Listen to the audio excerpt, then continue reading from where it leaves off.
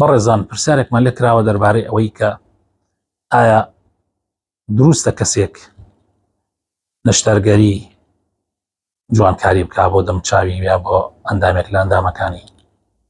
بەڕێزان خۆشەویستەکان، نەشتەرگەری بۆ ئەندامێک کە تووشی تێکچوون هاتوویە بەهۆی ڕووداوێکەوە، بەهۆی وەزعێکەوە لە حاڵەتێک لە حاڵەتەکانە، ئەگەر ئەو ئەندامە لە شوێنی خۆیان نەمابێ یان تێکچوو بێ، بڵێ دروستە.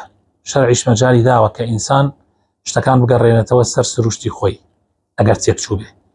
بەڵام نەشتەرگەری بۆ ئەندامێک کە هیچ کێشەیەکی نییە، تەنها ئەوەیە کە خۆت ئەوەندە تەماشای ئاوێنە ئەەکەی، ئەوەندە تەماشای خۆت ئەەکەی، ئەمەندە مەجال بە هاوڕێ و دۆستان ئەدەی تەدەخول لە کەسایەتی تا بکەن، لوتت وایە، چاوت وایە، برۆت وایە، مەسەڵەن لێوت وایە، وات پێکەن کە ڕازی نەبی بەو بەشەی کە خوای پەروەردگار پێتی داوە، بۆیە دەستەکەی بە پارە سەرفکردن و نەشتەرگەری بۆ ئەندامەکانی لاشت بە تایبەتی ئەندامەکانی دەم و چاوت، یعنی بەداخەوە ئەمەیان زۆر زۆر خراپە.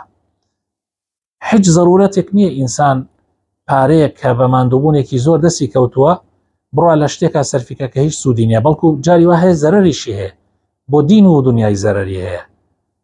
خەڵکێکی زۆر نەشتەرگەریان کردووە، باوەڕەکەی من کەسێکە ناسم هەڤدە نەشتەرگەری دەم چاوی خۆی کردووە، هەڤدە نەشتەرگەری، ئیسێش ڕازی نییە، ئەم لای چاکەکە ئەم لای گێڕەبێ، ئەم لای گێڕەبێ ئەو لای چاکەکە، یعنی هەر خەریکی دەم چاوی خۆیەتی و چاوی دانی لێوی لوتی، یعنی ئەندامێک نەما لە دەم چاوی ئەو دەستکاری نەکە. ێ باوکم هەمووی، یعنی تۆ هەمووی ماسوولکەیە، ئەگەر دەستکاری بکەی تێکێدەی، بۆ پارەی خۆتانە دەن بە دکتۆرەکان، بۆچی پارەتان لێ زیاوە، پارەتان لێ زیاوە، بیدەن بە فەقیر و هەژاران، خوای تەعالا ڕەحمتان پێیەکە.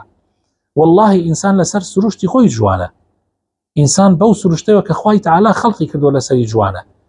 ئێمە حەقمان لێ لە حاڵەتێکی ناتەبیعی، حاڵەتی ناسروشتی، ئێمە باسی حاڵەتی سروشتی ئەکەین. هەر لەبەرەوەی پێغەمبەری خوا صلی الله علیه وسلم لە حەدیثا قەدەغەی کردووە ئینسان زۆر خەریکی سەرشانەکردن و زۆر خەریکی بەرئاوێ نەبێ. حەدیثێکمان هەیە ئاخر پێغەمبەری خوا صلی الله علیه وسلم قەدەغەی کردووە کە ئینسان، حەدیثەکە قەدەغەی کردووە لە دوو شت، کە ئینسان میز بکات لەو شوێنەی کە خۆی تیاشوا، چونکە دوای پرشی ئاوەکە داتە ناو ئەو شوێنەیە و گیانی پیسەکە گەر ئاو ڕێژەی نەبێت، و هەروەها سەرشانەکردن هەموو ڕۆژێ. ینی مەقسەد لێرە ئەوەیە هەموو ڕۆژێ بچیتە بەر ئاوێنە و خەریکی خۆت بی، ێ بەردەوام عیب لە خۆتە دۆزیتەوە، کاکە پێویست ناکات ئینسان لەسەر سروشتی خۆی بڕوا باشە، پێویست ناکە، ناڵێ مخەربەت بە، بەڵام زۆریش سەیر خۆت مەکە، دوایی لە خۆت ڕازی نابی.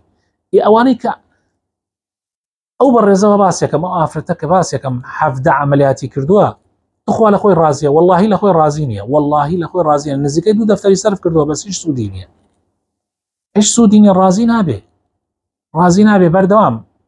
تەمەنی گەیەوە تا 55 ساڵ هەرواز نایەنێ، هەر بەردەوام خەریک خۆیەتی، وا ئەزانێ ئەتوانێ خۆی گەنج کاتەوە، واللهی ناتوانانی خۆت گەنج کێتەوە.